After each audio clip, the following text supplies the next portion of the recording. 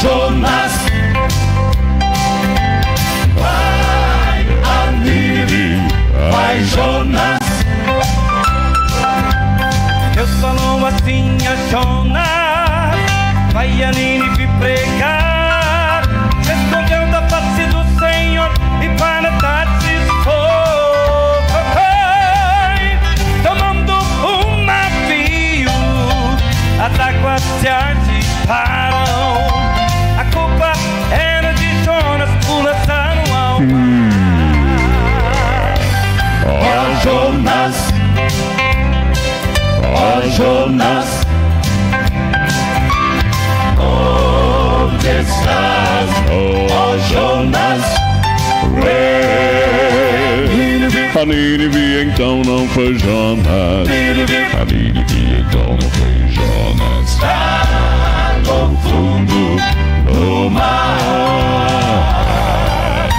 O Senhor preparou um grande peixe para que a Jonas pudesse tragar. E logo estava Jonas no ventre do peixe. Então ele se arrependeu, humilhado clamou a Deus.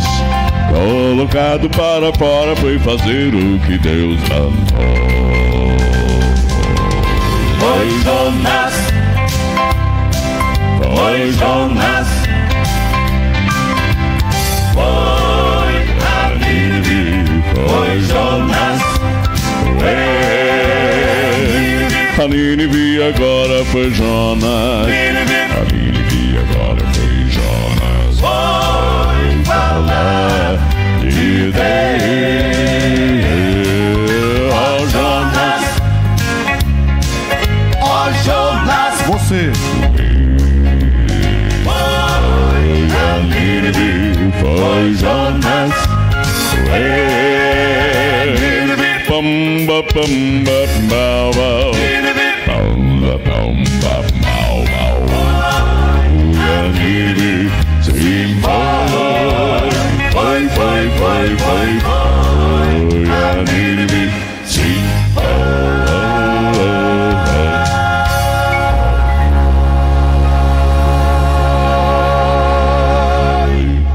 Aleluia! Oh, aleluia. O murmurador.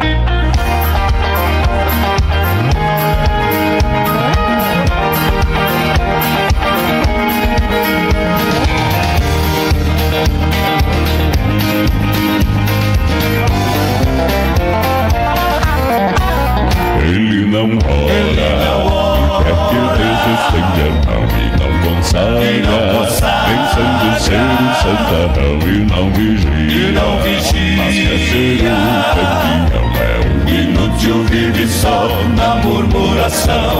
Ele não ora, quer que Deus estenda a mão e não consagra, pensando ser um santarrão e não vigia, mas quer ser um campeão, é um Inútil, vive só na murmuração. Ele sempre está na igreja só pra observar, se fala o tempo todo e não ouve Deus falar. Ele não ora, quer que Deus estenda a mão e não consagra, pensando ser um santarrão e não vigia, mas quer ser um campeão, é um Inútil, vive só na murmuração. Não julgue pra não ser julgado também. Tire a trave do seu olho e deixe o seu irmão. Ele não ora, quer que Deus estenda a mão e não consagra, pensando ser um santarrão e não vigia, mas quer ser um campeão, é um Inútil, vive só na murmuração. Se você conhece uma pessoa assim, diga para ela se consertar. O murmurador no céu não vai entrar. Ele não ora, e quer que Deus estenda a mão e não consagra, pensando ser um santarrão e não vigia, mas quer ser um campeão, a mão de Deus estendida se você orar. Pra ser um santo vai ter sempre que se consagrar. É campeão, Se vigiar e não murmurar.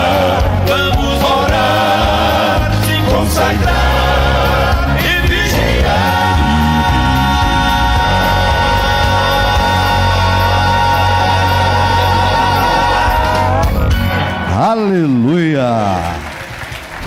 Nós iremos ver o que João viu de Deus na cidade santa. Verás um lugar de esplendor. Há um povo que preparando está e na graça vai caminhando. Eu vou, sim, tu vais para a Nova Jerusalém. Eu vou, tu vais para Nova Jerusalém. Nossos olhos verão tudo belo que lá tem. Porém, melhor é com Cristo habitar. Eu vou, sim, tu vais para a Nova Jerusalém. Aleluia. Tudo aqui já está cumprindo, eu sei. A terra mostra o seu lamento. Virá nosso grande Redentor. O ecoar ainda de uma voz que vai se calar em breve. Quem irá para Nova Jerusalém? Eu vou, tu vais para Nova Jerusalém. Nossos olhos verão tudo belo que lá tem. Porém, melhor é com Cristo habitar. Eu vou, sim, tu vais para Nova Jerusalém. Eu vou, tu vais para Nova Jerusalém. Nossos olhos verão tudo belo que lá tem. Porém, melhor é com Cristo habitar.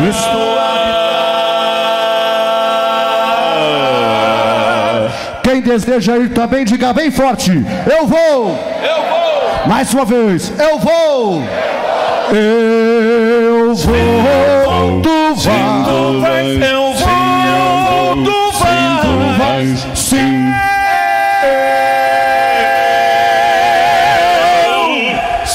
Eu vou, tu vais para Nova Jerusalém.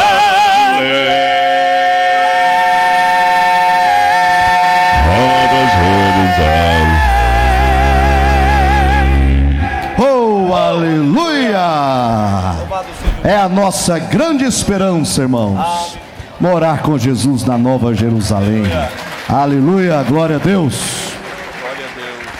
Isso, irmãos, nós temos esta garantia hoje, porque Jesus Cristo morreu na cruz do Calvário por nós, pagando um alto preço para que hoje pudéssemos ser chamados filhos de Deus. Então a cruz do Calvário tem um marco muito importante para as nossas vidas. Antes da cruz éramos um, depois da cruz somos outro. Antes da cruz, pecadores, Aleluia.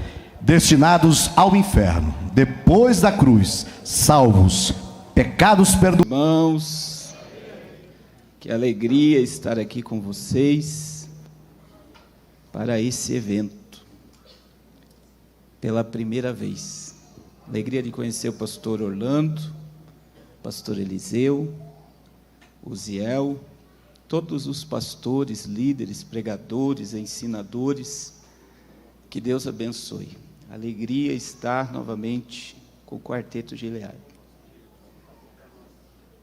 Eu descobri esses dias que foi feita uma pesquisa no nosso meio, dizendo como você se converteu, e foi descoberto que o louvor salvou mais almas do que pregação.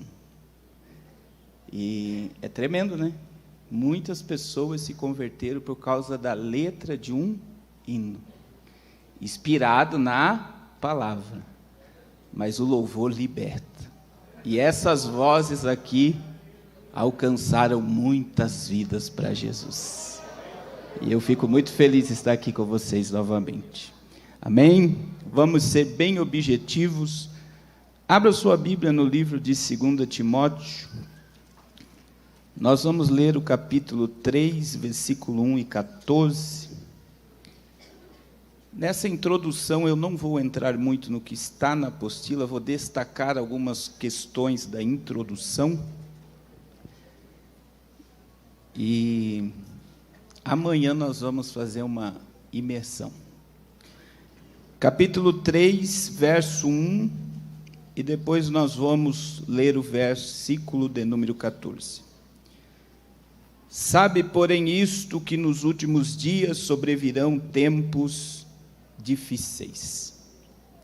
Versículo 14, tu, porém, permanece naquilo que aprendeste e que foste inteirado, sabendo de quem o aprendeste.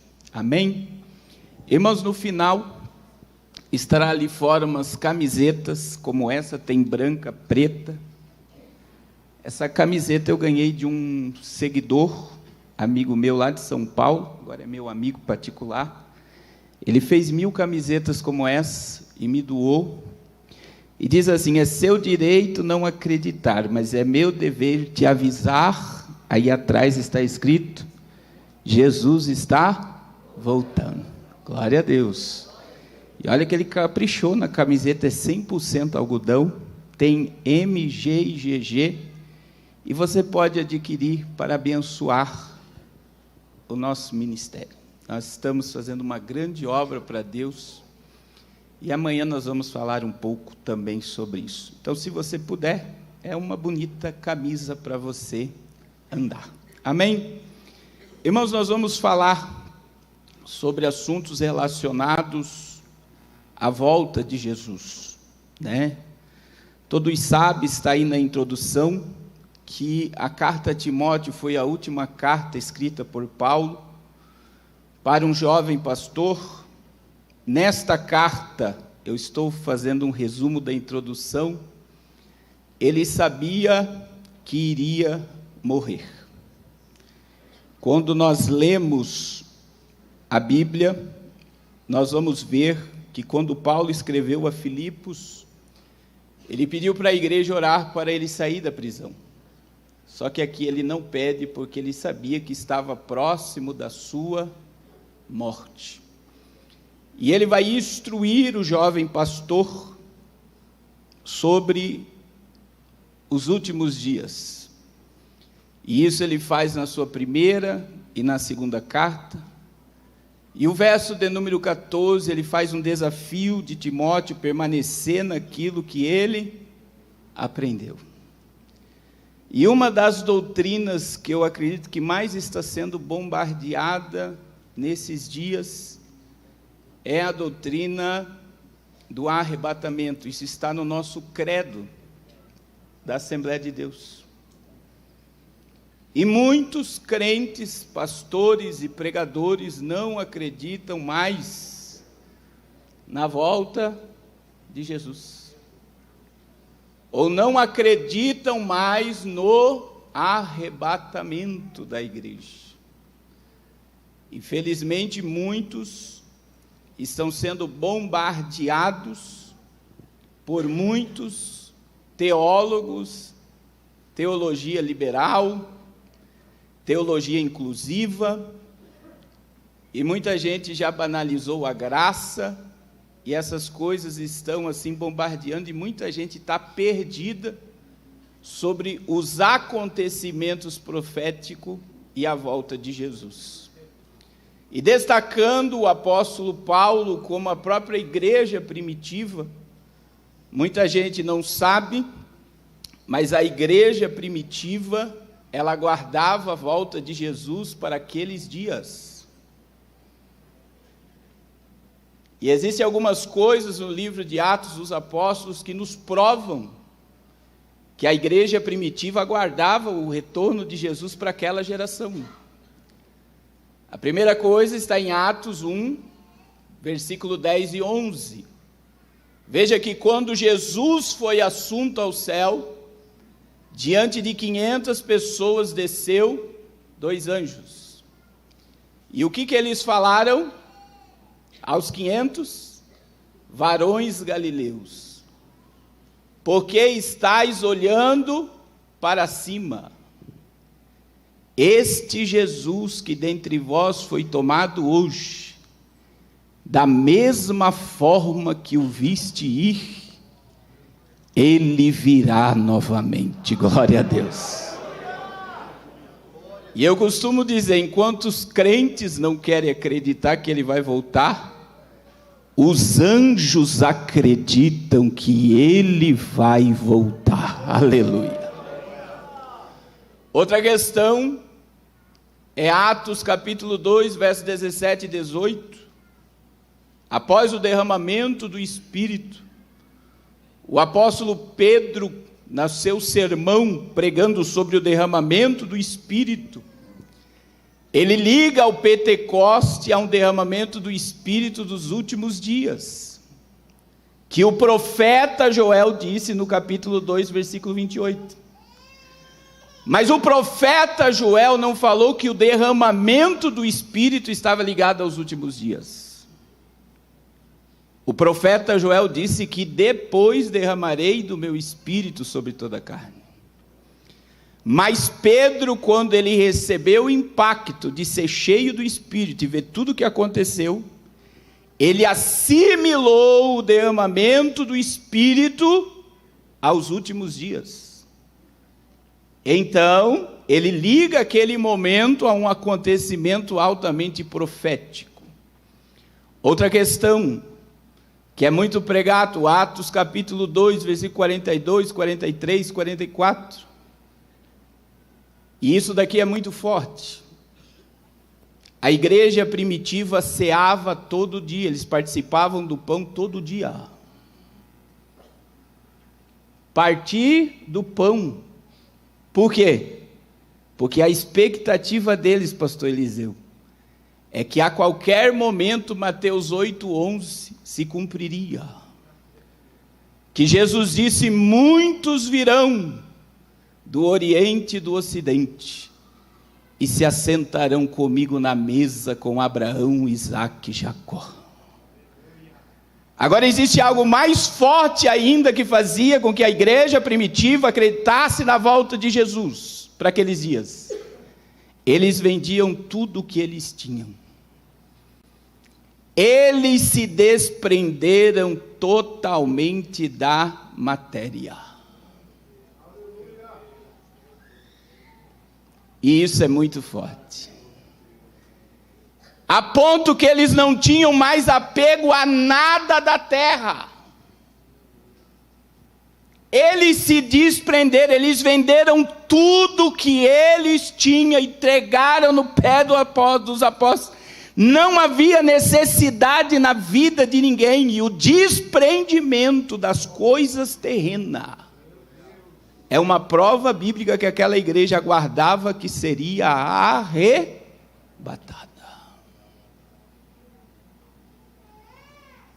E assim como aquela igreja e esses crentes morreram acreditando, nós, como igreja de Cristo, deveríamos estar na mesma expectativa. E eu gosto muito do apóstolo Paulo também, porque esses dias, dentro de um debate com um reformado, que não acredita no arrebatamento e na volta de Jesus, eu disse: mas o apóstolo Paulo acreditava que seria arrebatado. Aí esse pastor tem até um certo conhecimento, certo nome, diz: mas se o apóstolo Paulo acreditava que ele seria arrebatado, então ele era um herege. Aí eu falei: então vamos ler a Bíblia, pastor. 1 Coríntios, capítulo 15, versículo de número 51, 52. Olha o que Paulo disse. Glória a Deus.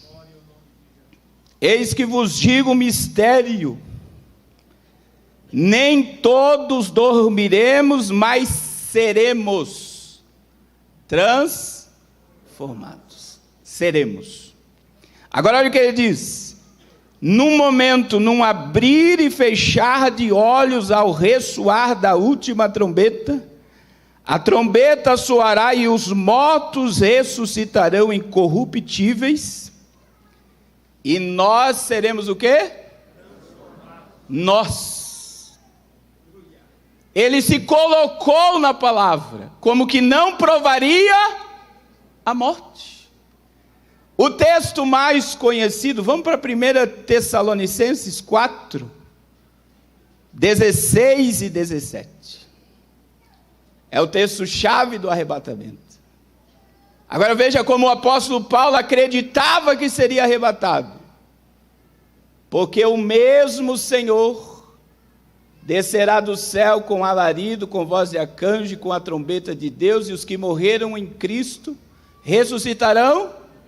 Agora olha o que ele vai dizer depois. Depois quem? Vocês? Depois nós, os que ficarmos vivos, seremos arrebatados juntamente com eles nas nuvens, a encontrar o Senhor nos ares, e assim estaremos para sempre com o Senhor. Aleluia!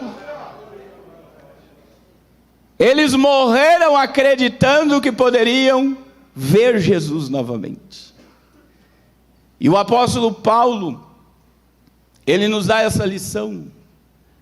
O apóstolo Pedro também pregou sobre os últimos dias. 1 Pedro 4,7. Já está próximo o fim de todas as coisas. O apóstolo João, que revelou o Apocalipse, 1 João 2,18, ele pregava sobre os últimos tempos, como que se fosse aquela geração, filhinhos, já é a última. Eles morreram acreditando que poderiam ser arrebatados. E eu quero dizer que o maior desejo de um crente deve ser estar com Cristo não por momentos, mas por toda eternidade. Glória a Deus. E eu quero dizer que existem 2 pontos que eu destaquei aqui, nessa introdução eu quero falar, que é muito combatido a questão de um arrebatamento secreto, que surgiu em 1830 por uma jovem de 15 anos chamada Margaret MacDonald. Se você for ver Rodrigo Silva, que é um pregador adventista, os outros eu não vou citar nome, mas são os reformados, infelizmente ou felizmente, né, eles estão ensinando nos altares pentecostais, das igrejas pentecostais. Eles afirmam que o arrebatamento é uma invenção dessa jovem chamada Margaret MacDonald. E tem muito assembleiano que está debatendo esse assunto.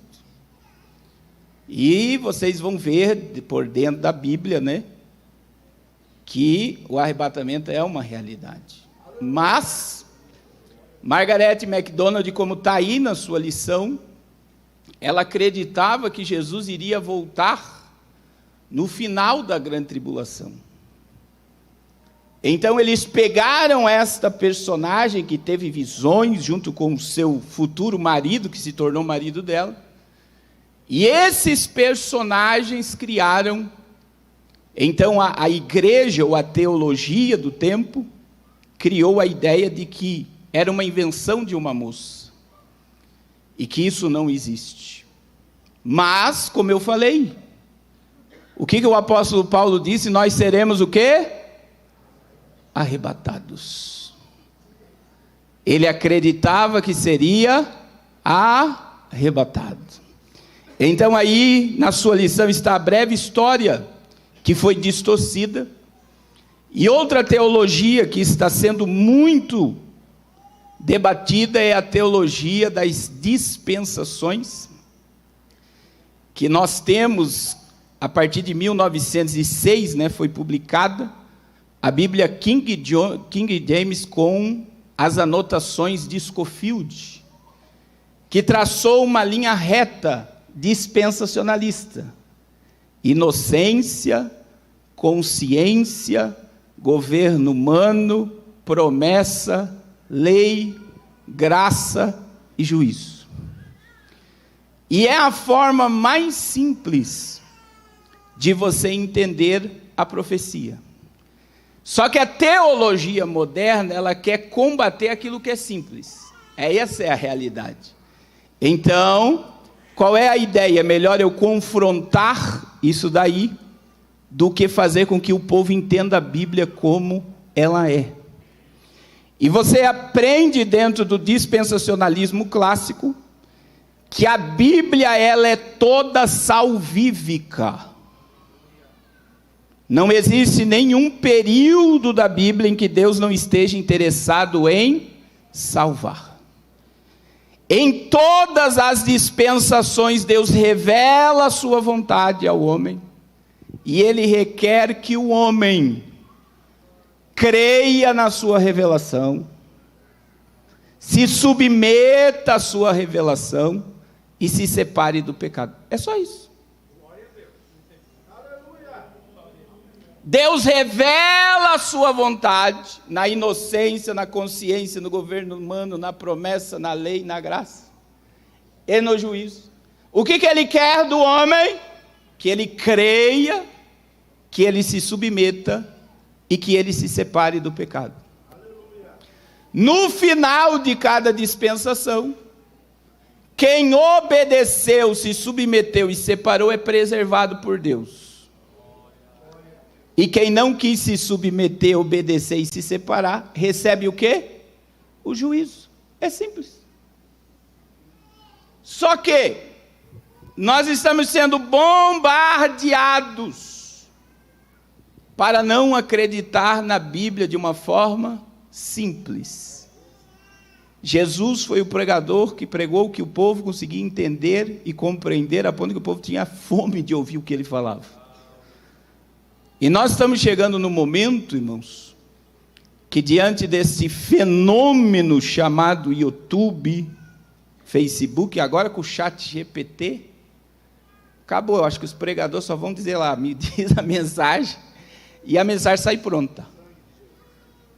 Né? A mensagem sai pronta. Então agora, irmãos, existem muitas coisas vindo. E defender... Jesus não precisa ser defendido, que Ele é o Todo-Poderoso. Mas permanecer crendo está sendo um desafio. Porque é confrontador para essa geração dizer que nós somos a geração do arrebatamento. É confrontador. Por quê? Eu tenho certeza, e sem medo de errar, que 95%, ou até mais, dos irmãos que estão aqui, todo o teu projeto de vida está ligado apenas na terra. Casa, carro, faculdade, patrimônio, e isso, e aquilo, e conta bancária. E nós estamos muito desligados do que é real. Porque se eu disser que tudo que você vê aqui não é real, você vai dizer que eu fiquei louco. Não vai dizer? Mas a matéria, tudo que você está vendo aqui, ó, é vaidade. E eu gosto muito de Salomão, irmãos. Salomão foi um dos homens mais ricos do mundo, mais sábio do mundo. O último livro que Salomão escreveu. O que você puder imaginar de riqueza Salomão teve, mulher Salomão teve, glória Salomão teve, e ele termina a sua vida dizendo, tudo é... O que é vaidade? Tudo é momentâneo e passageiro. E o homem, quando ele fica preso nessa terra, ele é um ser insaciável. Você compra um carro hoje, menos de 6 meses você quer trocar o carro. Você constrói a tua casa, daqui a pouco você olha para a parede e diz, eu vou quebrar essa parede. Você olha para o teu guarda-roupa, para tudo, está lá novinho, mas de repente você se incomoda. Por quê? Porque você é insaciável, você quer um carro, daqui a pouco você quer 2. E nós ficamos numa procura de ter, e conquistar e fazer. E nós estamos nos esquecendo que nós estamos aqui de uma pequena passagem, é uma fração de tempo. E o que é real? E eu vou provar para vocês isso na Bíblia. Abra a Bíblia aí. 1 Coríntios capítulo 4. Versículo de número 16. O que é real é o que você não vê. 2 Coríntios 4,16. Desculpa. 2 Coríntios. Olha o que Paulo diz. Não atentando nós para as coisas que se veem, mas nas que não, porque as que se veem são temporais, mas o que você não vê é o quê? É eterno. Aqui na terra tudo é passageiro, mas existe um lugar que as coisas são permanentes. No céu, nenhuma rua precisou ser renovada. No céu as coisas permanecem como são, sabe por quê? Porque lá não é passageiro, lá é eterno. E infelizmente a igreja mundial e a igreja brasileira, ela está pregando ilusão para o povo. E quando eu digo igreja, é sistemas religiosos. O que seria essa ilusão? Vida perfeita na terra. Deus vai te dar casa, Deus vai te dar carro, Deus vai te dar vida financeira, vida isso, vida aquilo. E as pessoas estão correndo para a igreja para quê, meus irmãos? Para o céu ou para a terra? Para a terra. E eu afirmo, é ilusão que se prega. Porque alguém aqui está no nível 100% financeiro, familiar, saúde e espiritual? Alguém aqui? Se você tivesse, você já não estava aqui, talvez você já teria lá na glória. Você vence uma luta financeira, vem um problema familiar. Você vence o problema familiar, vem um problema. Mas veja, existe um lugar onde existe essa vida perfeita. Existe um lugar onde não tem lágrima, aonde não tem maldição, aonde não tem crise, aonde não tem, aleluia, hospital. Existe um lugar de eterna alegria, é aonde é real, é aonde Jesus na cruz pagou o preço para nos ter com Ele por toda eternidade. E é confrontador, eu repito, falar que Jesus vai voltar, porque a nossa vida ela está agarrada na terra. Esses dias, e eu abro um parênteses aqui, eu fiquei chocado. Porque você lê a Bíblia, mas eu parei, se não me falha a memória, é Lucas 9. Jesus disse: se você amar pai, mãe e filho mais do que a mim, você não é digno de mim.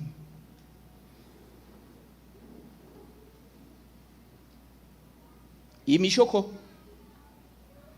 porque eu olhei para o meu Calebinho, 4 anos de idade, que é o filho que mais eu estou curtindo, porque viajei muito, os meus outros eu não pude acompanhar o crescimento, então esse eu estou aproveitando, e tem hora que eu estou viajando, meu coração aperta de saudade, e Jesus disse: se você amar mais ele do que a mim, você não é digno de mim.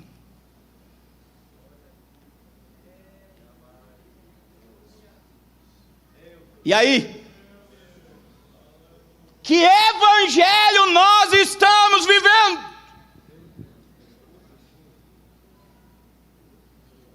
Se for para abrir mão de tudo que você tem, você abriria?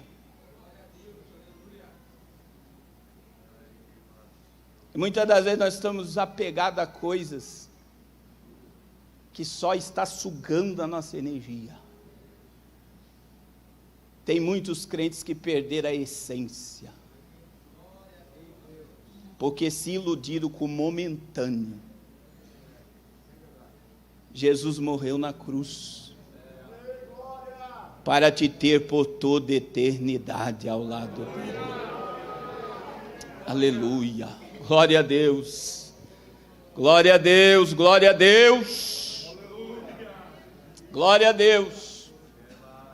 Existem 3 coisas que está aí na lição, 3, que nós precisamos entender sobre a volta de Jesus, que são simples, mas ao mesmo tempo complicadas. simples, mas ao mesmo tempo complicado. Para quem nos segue na internet, eu sou bombardeado na internet, tem gente que fica assim, nem Jesus sabe a hora que vai vir buscar a igreja e vocês querem ficar adivinhando o dia que Jesus vai voltar.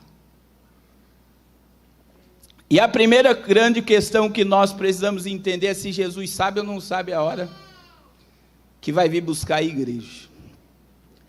E ele mesmo falou, foi Jesus que falou, né? Marcos 13, 32, Jesus disse que nem os anjos e nem o Filho sabe a hora, mas somente o... Ele falou, não falou? Aí baseado nesse texto, muita gente diz assim, olha, Jesus está aguardando a ordem do Pai para vir buscar a igreja, como que se ele não soubesse. Irmãos, quando você entende um pouco de união hipostática, o que é união hipostática? 100% homem, 100% Deus. E o esvaziamento da divindade para se tornar um homem é muito forte. O ministério de Cristo, ele é tremendo ser estudado, porque a mente de Cristo é uma mente humana que vai se comportando e entendendo o propósito na caminhada. Existe um texto, por exemplo, de Lucas capítulo 9, a transfiguração de Lucas 9 nos revela isso, e eu acho tremendo porque Elias e Moisés desceram para conversar com Jesus. Jesus é Deus, sim ou não? Então veja que Jesus se transfigurou para conversar com Moisés e Elias. Só que Moisés e Elias vieram dar uma direção para Jesus. Olha o que está escrito em Lucas, capítulo de número 9, versículo 30 e 31. Eis que 2 varões falavam com ele, Moisés e Elias, os quais apareceram em glória e falaram da sua partida, que estava para se cumprir em Jerusalém. O que Moisés e Elias vieram fazer? Chegou a hora, vá para Jerusalém, você vai morrer. E o que Jesus fez? Acompanhe o contexto, ele corre para Jerusalém. Então veja que Jesus, em face humana, ministério terreno, sendo divino, ele se limitou à natureza humana ao extremo. Esse é o esvaziar-se da sua divindade. E em Marcos 13, 32, Jesus estava ligado ao ministério terreno. Como homem ele não sabia. Mas Jesus é Deus, sim ou não? Então veja bem, para ser Deus, né? Deus, eu vou falar da forma mais simples aqui, tem que ser um ser completo. Deus é transcendente. Deus não precisa de nada, meu irmão. Quando você estuda sobre a divindade, Deus é um ser completo. Ele é onipotente, tem todo o poder, onipresente, está em todo lugar, e é ele sabe tudo. Ele é eterno, ele é imutável, ele não precisa de nada. Mas apesar de ele ser transcendente, ele é imanente, ele é um Deus de relacionamento. Agora veja bem, para Jesus ser Deus, ele precisa ser completo. A onisciência me diz que ele sabe tudo. Então quando eu digo Jesus não sabe a hora que ele vai vir buscar a igreja, eu tiro o quê de Jesus? A onisciência. E se eu tiro a onisciência, eu tiro a sua divindade. Vocês estão entendendo? Agora existe um texto, irmãos, que está aí na apostila, e nós vamos ler Isaías 46, 10. Isaías 46, 10. Isso daí é Deus testemunhando. Esse texto fala de Deus testemunhando dele mesmo. E olha o que Deus testemunha dele mesmo. Eu só vou ficar com a parte A ali. Não, vamos ler o versículo todo. que anuncia o fim desde o princípio e desde a antiguidade as coisas que ainda não sucederam, que digo, o meu conselho será firme e farei toda a minha vontade. Agora presta atenção, Deus está dizendo, eu anuncio o fim das coisas desde o princípio. Quando é que Jesus morreu, irmãos? Vamos para Apocalipse 13, 8. A nossa mente pensa que Jesus morreu no ano 33 da nossa era, sim ou não? Mas olha o que a Bíblia diz, quando é que o Cordeiro morreu? Olha lá, e adoraram-na todos os que habitam sobre a terra, esses cujos nomes não estão escritos no livro da vida do Cordeiro que foi morto desde quando? Antes de Deus soprar na narina de Adão e Eva, o Cordeiro já estava morto na eternidade. Parece loucura, né? Mas está na Bíblia. Mas por quê? Olha o que Isaías disse. Antes de eu começar, primeiro eu termino. E isso demonstra o quê? Que não existe nada no espaço e no tempo que não esteja no controle dele. Aleluia. Ele sabe tudo. Ainda a palavra não saiu da minha boca, que ele já sabe. Para Jeremias ele diz, antes que eu te formasse no ventre eu, e as nações eu te dei. Entenda, Salmo 139, quando eu era algo ainda informe, tu já me conhecias. Agora, Jesus em Apocalipse 1:8, ele declara-se Deus, e ele declara então que ele sabe todas as coisas. Por quê? Porque ele vai dizer, eu sou o Alfa e o princípio, o que é presente, o que era passado, e o que há, o Todo-Poderoso. Glória a Deus. Ele sabe o dia, a hora, o momento e até o milésimo de segundo que ele vem buscar a sua igreja. Diga glória ao nome dele.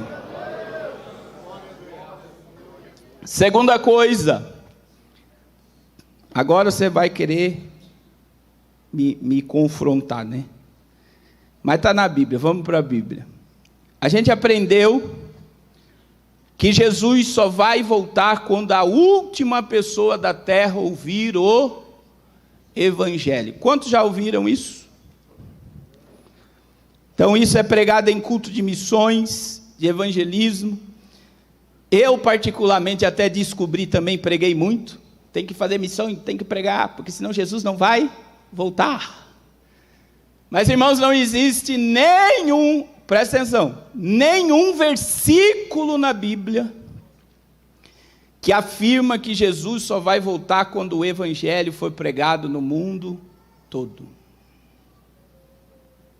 A base de todo pregador é Mateus 24:14, que diz lá, e este Evangelho do reino, repita comigo, reino, será pregado em testemunha de todos os povos e todas as gentes, e então virá o Evangelho do reino.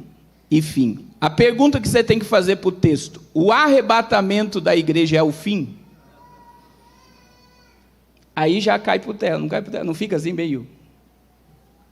Então vamos lá, o Evangelho do reino, vocês vão entender isso melhor amanhã, será pregado no milênio, quando a igreja for apresentada no Armagedon, ao lado do noivo, quando Jesus sentar no trono de Davi, e ele vai reger todas as nações com vara de ferro, e todos os povos, línguas, tribos e nações receberão o reino. Outra coisa muito forte, Apocalipse 14. Existe algo em Apocalipse 14, que aqui fala de outro evangelho, evangelho eterno. E veja que quem vai pregar o evangelho eterno no juízo vai ser anjo. E veja que o anjo, aí sim, vai pregar em todo tribo, povo, língua e nação. E não é contraditório se a igreja pregou o evangelho e alcançou a última criatura, surge no juízo um anjo pregando o evangelho. Olha o que diz 14:6 do Apocalipse. Vi outro anjo voando pelo meio do céu, tendo o evangelho eterno, para pregar aos que se assentam sobre a terra, a cada nação e tribo e língua e povo, dizendo em grande voz: temei a Deus e dai-lhe glória, pois é chegada a hora do seu juízo. E adorai aquele que fez o céu, a terra, o mar e as fontes das águas. E são 3 anjos que irão agir no juízo. E eu acho interessante, vamos ler, porque existe aqui uma pérola. O segundo anjo, verso de número 8. Seguiu-se outro anjo, e o segundo dizendo: caiu, caiu a grande Babilônia, que tem dado a beber a todas as nações da fúria da sua prostituição. Aí você pega o 17 e 18 do Apocalipse e você vê a queda da Babilônia. E a queda do sistema babilônico é a queda do sistema religioso místico e a queda do governo humano pelo Armagedon. Veja que no período do juízo, um anjo pregará e outro anunciará a queda do sistema religioso prostituto, porque a Babilônia no Apocalipse não é a igreja romana só. É todas as religiões que tiraram o propósito de Deus do coração do homem.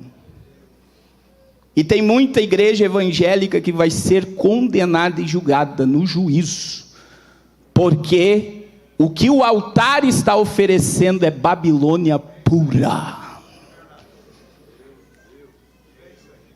Agora veja que nós estamos em pleno juízo, a marca da besta sendo implantada, que é o sistema do controle do anticristo, e amanhã você vai entender melhor isso. Veja o que um anjo vai dizer à população, verso 9. Seguiu a este outro anjo, o terceiro, dizendo com grande voz: se alguém adorar a besta ou a sua imagem, receber a sua marca na fronte ou na sua mão, também este beberá do vinho da cólera de Deus, preparado sem mistura, do cálice da sua ira, e será atormentado com fogo e enxofre diante dos santos anjos, na presença do Cordeiro.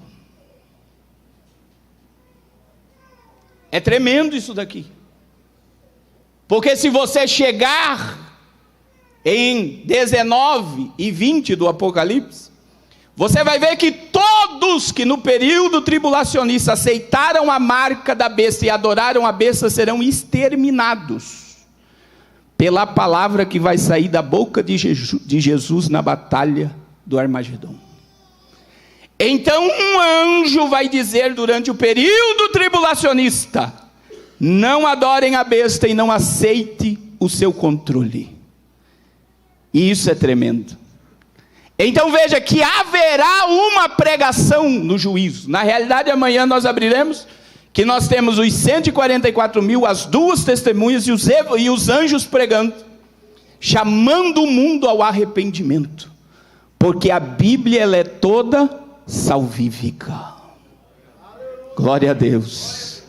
Quem não se render ao império do anticristo, esses serão os mártires da grande tribulação. E isso é assunto para amanhã, não para hoje. Mas só para você entender, eu só estou dando uma introdução. Mas pastor, então eu não preciso pregar o evangelho. Jesus não pediu, vamos lá, para ninguém pregar o evangelho. Em Marcos 16:15 ele disse o quê? Ide. Você sabe o que é ide? Ordem imperativa, ele ordenou.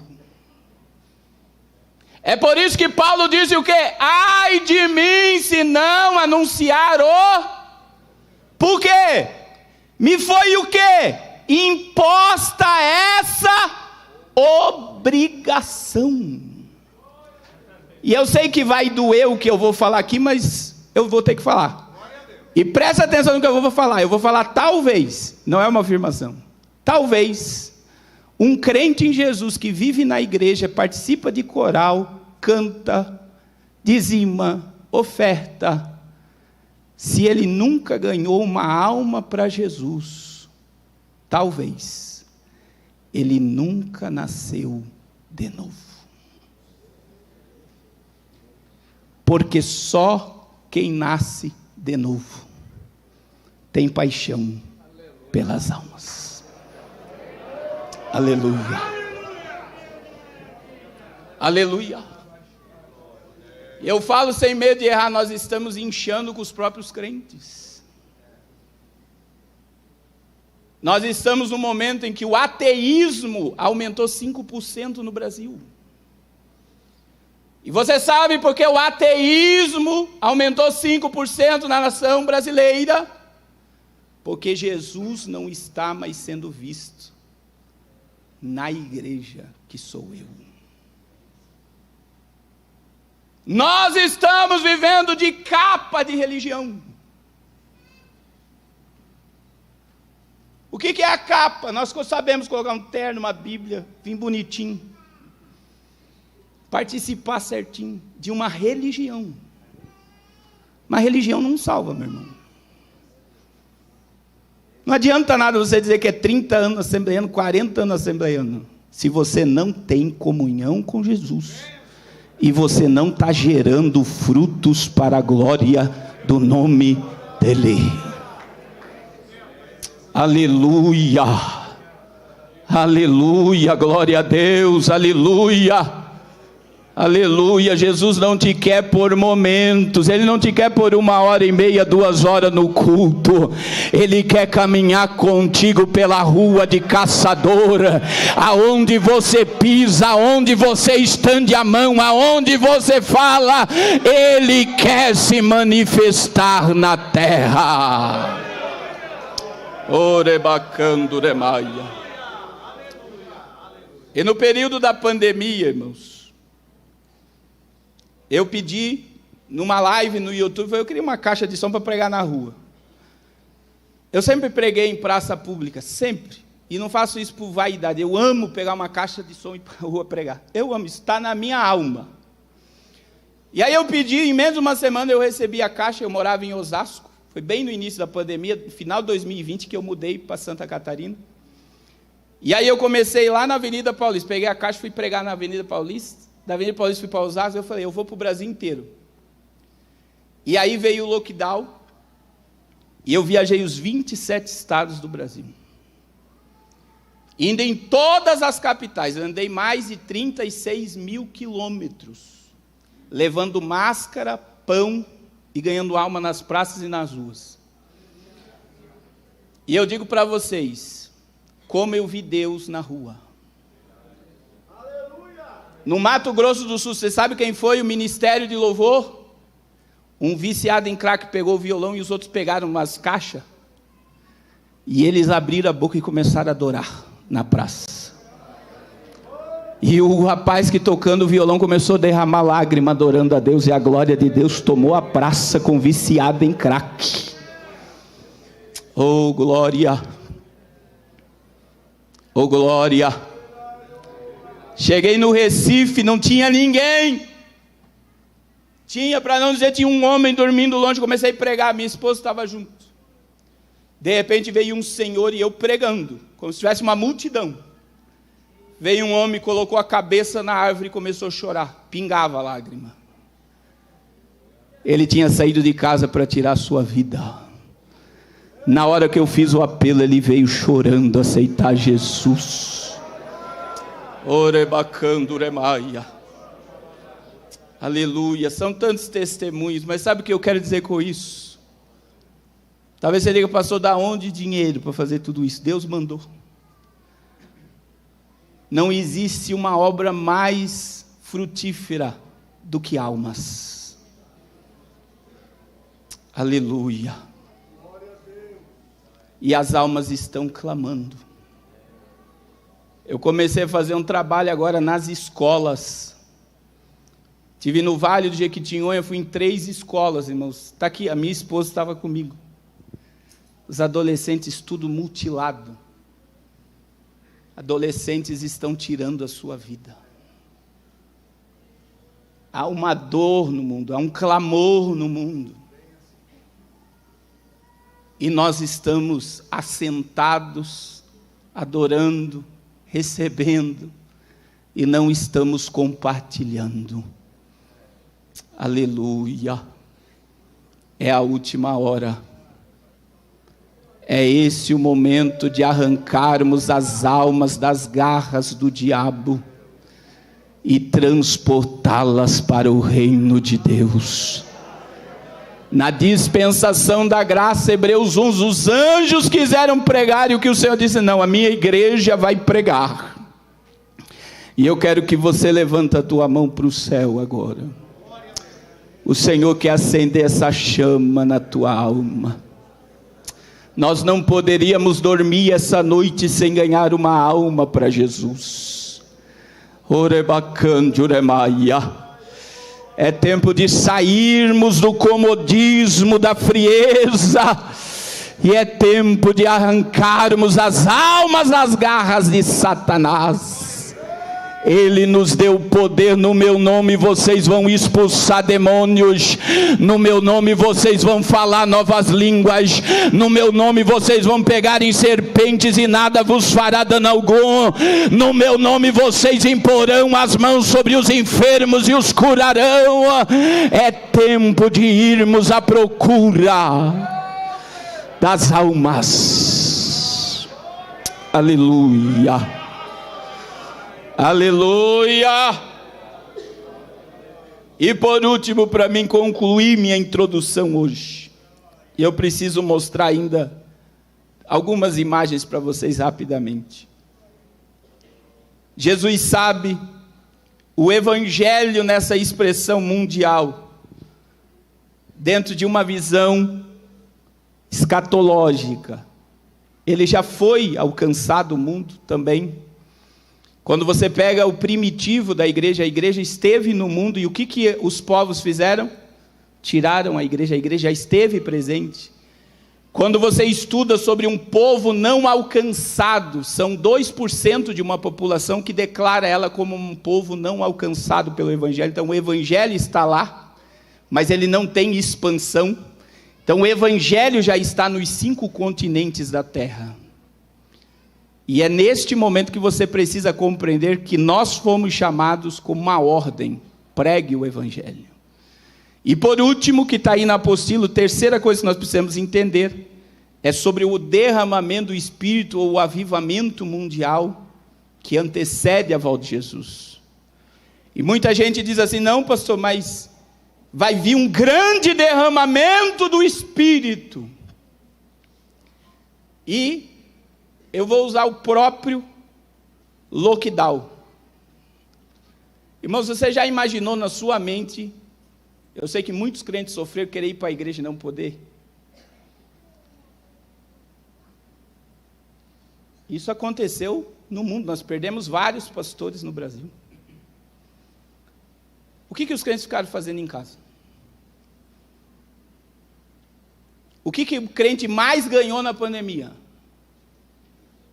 Peso, porque ele ficou comendo, dormindo e assistindo na internet, não percebendo o totalitarismo que está sendo implantado. E aí eu pergunto: não era esse o momento de um despertamento?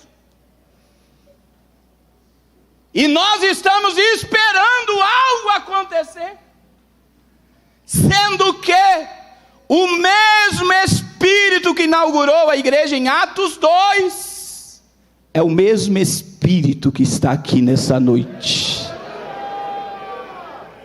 E biblicamente, os últimos dias, dentro da doutrina bíblica, é apostasia.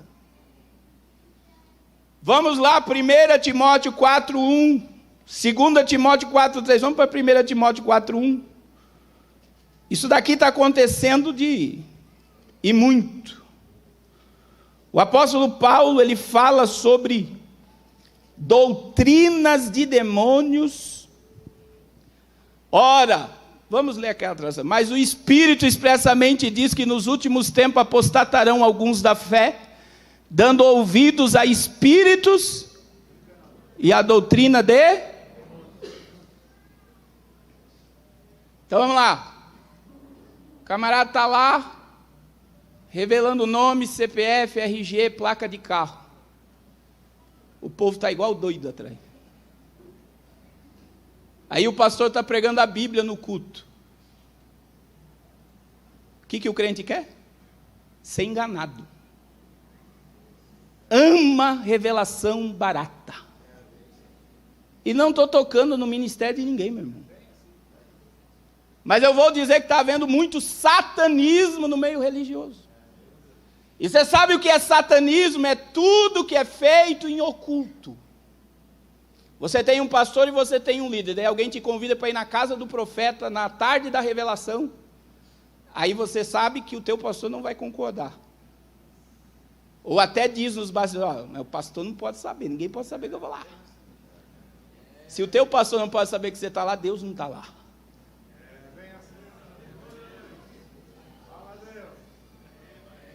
Tem crente que não faz nada se ninguém revelar ele. Engano. Por quê? Porque o crente quer ouvir tudo que a carne dele quer. Se ouvir arrependa-se, arrependa-te, muda de vida, coloca a vida em ordem, ele sai correndo. E tem muita gente, meu irmão, você não tem noção tanto de programa que tem. Eu conheci um agora em São Paulo, policial com um programa, ele baixa toda a tua vida, até o renovando do teu carro. É só colocar teu nome e teu CPF, desce tudo. E o povo iludido. Aí vem o pior, porque o pior é a doutrina de demônio, porque sabe o que é doutrina de demônio? É tudo que alimenta a carne. E aí eu vou dizer aos pregadores e pastores que estão aqui, não tenha medo de pregar a verdade. Porque Jesus disse em João 10, as minhas ovelhas conhecem a minha voz. Não vamos tocar, porque não, meu irmão, pecado continua sendo pecado. E a libertação não vem por movimento, a libertação vem pelo conhecimento do quê? Da verdade. Conhecereis a verdade, e a verdade vos libertará. E eu vou dizer algo aqui, se a Bíblia não for suficiente num culto a Deus, esse culto não é mais de Deus. Eu vou repetir, se num culto a Deus tem que ter alguém para profetizar e revelar, Deus já não está mais ali, porque a palavra é suficiente. Aleluia!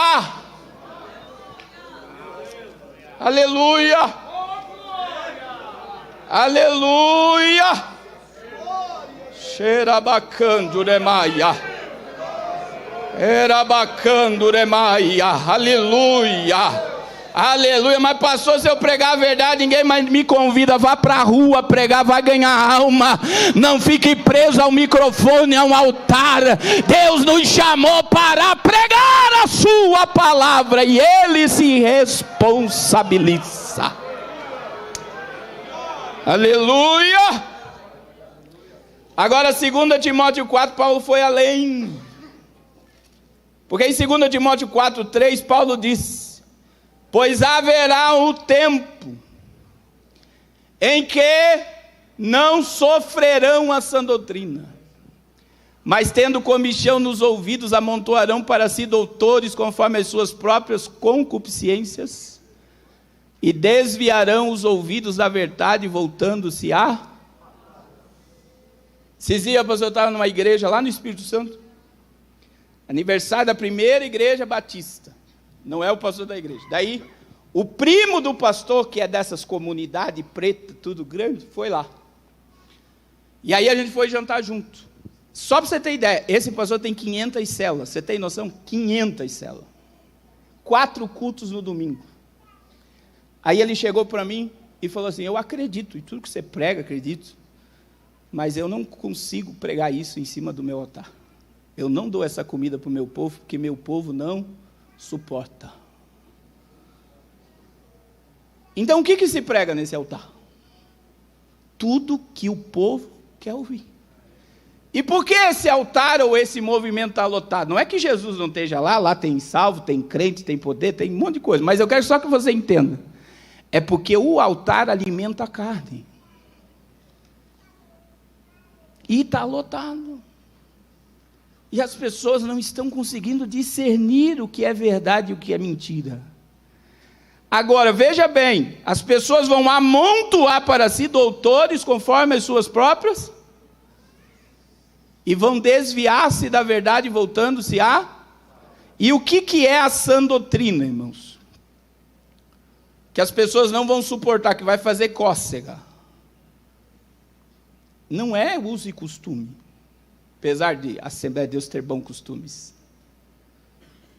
Você quer ver o que é sã doutrina? Lucas 9, 23 e 24. Você quer vir após mim? Negue-se a si mesmo.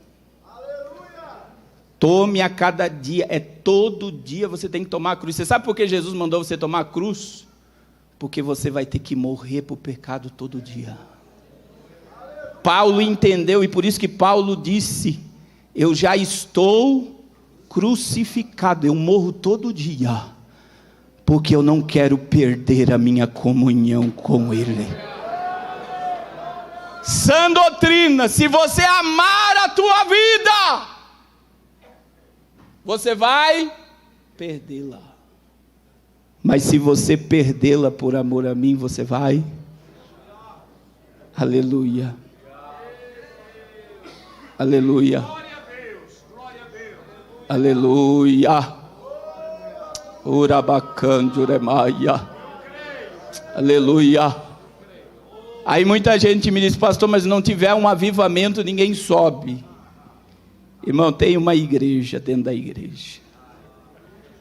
Existe uma igreja que dorme, existe uma igreja de veste suja, existe uma igreja que não tem azeite na lamparina, existe uma igreja que não suporta mais ouvir 1 hora de Bíblia, existe uma igreja que está de mão dada com o pecado e com o mundo, mas sempre existiu e sempre vai existir a igreja sem mancha, sem ruga, sem mácula, ataviada, adornada, embelezada, cheia de azeite.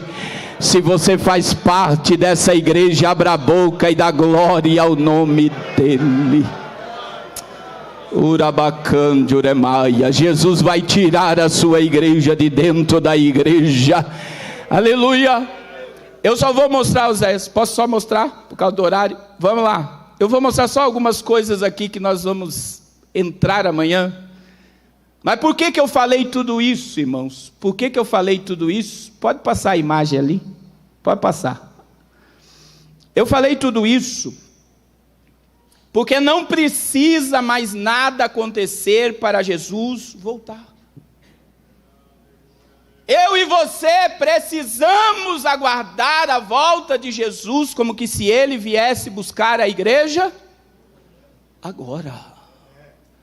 Não, mas isso tem que acontecer. Não, meu irmão, você tem que estar pronto.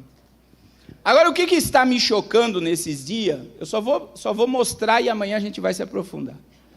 Esse relógio do Apocalipse, ele foi movimentado no final de janeiro. O relógio do Apocalipse, ou do juízo final, ele surgiu após a primeira bomba atômica, do intervalo da primeira para a guerra mundial para a Guerra Fria. Quando esse relógio surgiu no cenário mundial, por causa do poder atômico, ogivas nucleares, nós estávamos a 18 minutos da meia-noite. Quando chegar na meia-noite, chegou no Apocalipse. Quem é que controla esse relógio? A comunidade científica. E por causa da pandemia, da guerra na Ucrânia e outras coisas, Nós estamos a 90 segundos para o Apocalipse. E o que me choca, e eu vou dizer assim, eu fico chocado, é que são dados, porque hoje a pessoa acredita mais na ciência do que na Bíblia, muita gente. Stephen Hawking, é aquele cientista que falava no microfoninho, numa cadeira, todo atrofiado, ele falou do colapso de 8 bilhões de pessoas. Ele fez cálculos. Não tem água, não tem comida, não tem energia para 8 bilhões de pessoas.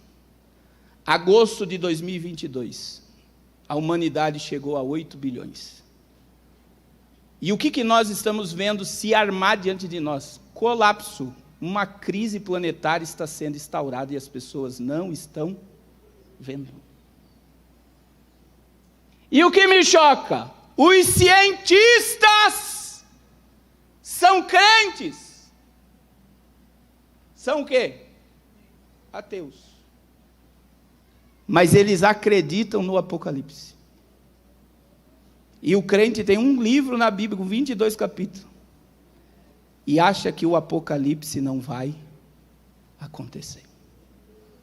Outro dado, pode passar a imagem. Você sabe o que é isso daí?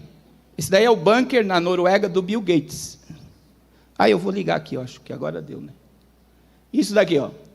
Bill Gates gastou bilhões de dólares. Você sabe o que existe aí dentro? Todas as sementes e flores e frutos do mundo. E olha como é que ele é conhecido, o cofre do mundo, do fim do mundo, ou a arca de Noé do fim do mundo. E por que eles prepararam um ambiente com bilhões de dólares para armazenar essas sementes? Porque eles sabem que o Apocalipse vai acontecer. Aí vamos lá. Aí nós temos Elon Musk, né? Qual é o projeto de Elon Musk? Que já foi, agora é o segundo homem mais rico da Terra. Que mora de favor na casa dos outros, e quando ele está na Tesla, ele tem uma casa de 44 metros. Se comporta como um pobre. Roupa de pobre, tênis de pobre, come como um pobre. Por quê? Porque ele tem um ideal. Ele sabe do colapso que virá e ele quer levar 1 milhão de pessoas para Marte.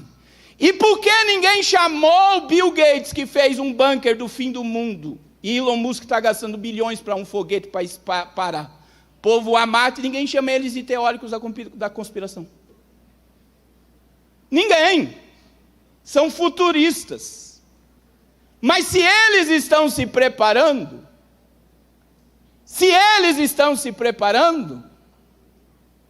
é porque eles sabem o que vai. Você viu o que os Estados Unidos aprovou hoje? Essa ideia aqui, ó, Elon Musk quer implantar chips cerebrais em humanos. O FDC, né, que é a agência reguladora de medicamento americano, liberou hoje implante de cérebro em humanos nos Estados Unidos. Então as pessoas começam a analisar as coisas e começam a ligar ao que está acontecendo. Outra coisa, irmão, só vou citar algo aqui e nós vamos terminar. E amanhã eu vou falar sobre tudo isso aqui com vocês. Você sabe que dia 1º de junho, os Estados Unidos quebrou. Agora, eu quero que você já conheceu alguém milionário? Imagine aqui, quarteto, você conhece uma pessoa milionária, com um monte de dinheiro, de repente você vê ela pedindo dinheiro emprestado. Vocês têm noção do que está acontecendo, irmãos? Amanhã eu vou entrar e vou explicar para vocês esses detalhes. Mas só para vocês entenderem, o país mais poderoso do mundo não tem dinheiro para pagar dívidas. E se o Senado e a Câmara de Deputados não aprovar o aumento do teto de gasto, que seria pegar dinheiro emprestado, vai desencadear uma recessão global. Você não tem noção do que está acontecendo. Nós estamos caminhando, por exemplo, ante a Alemanha também, olha lá, ó, segundo trimestre seguido a Alemanha, que faz parte do G7, potência mundial, está em recessão. O que está acontecendo no mundo?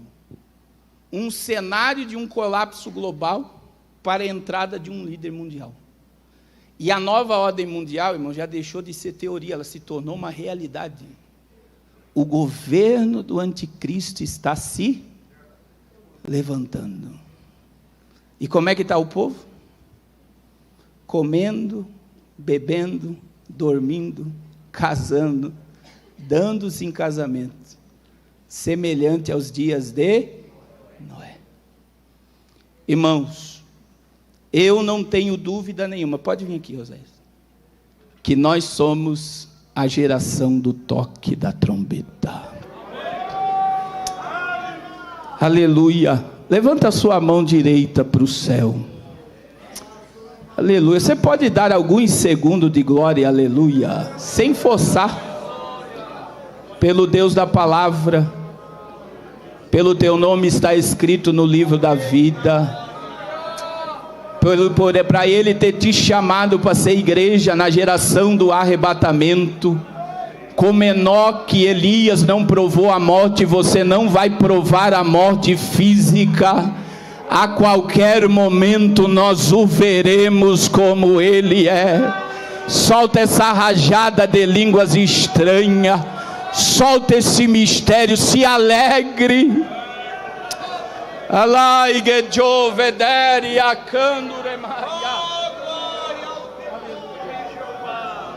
Glória a Deus, fique de pé, o quarteto já pode se preparar. Aleluia, aleluia, aleluia. Eu não sei se tem alguém aqui hoje para aceitar a Jesus, reconciliar com Jesus. A tua alma foi comprada com sangue. Você é precioso demais, preciosa demais para estar alimentando porcos no mundo. O teu lugar é assentado na mesa com Jesus. Tem algum pródigo nessa noite que queira reconciliar-se, alguém que queira aceitar a Jesus? Eu quero orar pela tua alma. Saia da onde você está e venha, eu quero orar por você agora. Oh glória, oh glória, oh glória. Amanhã pode ser tarde demais.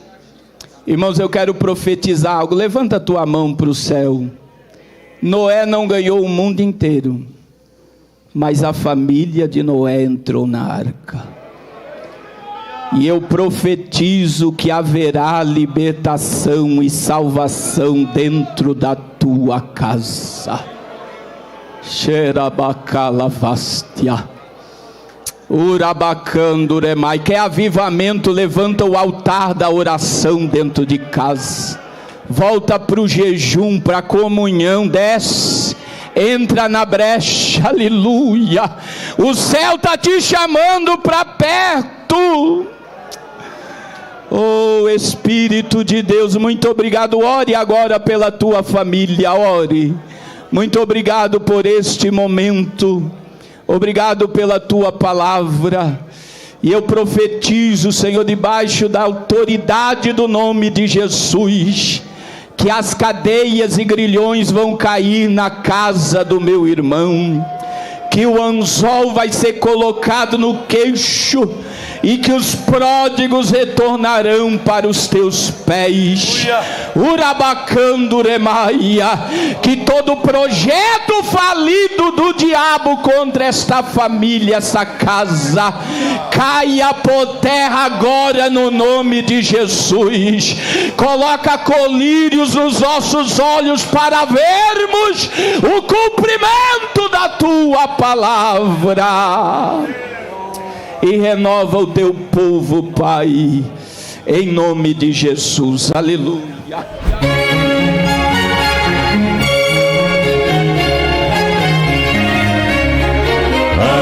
Aleluia, aleluia, aleluia, aleluia, aleluia,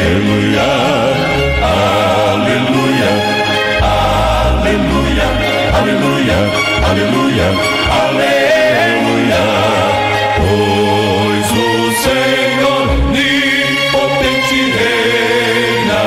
Aleluia, aleluia, aleluia, aleluia. Pois o Senhor onipotente reina. Aleluia, aleluia, aleluia, aleluia. Oh, aleluia, Senhor onipotente aleluia, aleluia, aleluia, Pois o Senhor vive, aleluia, aleluia, aleluia, aleluia. Pois o Senhor onipotente reina.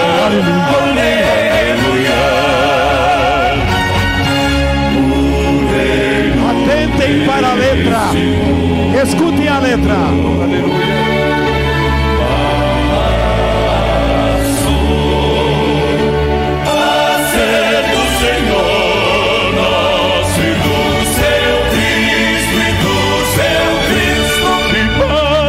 sempre o eterno Rei.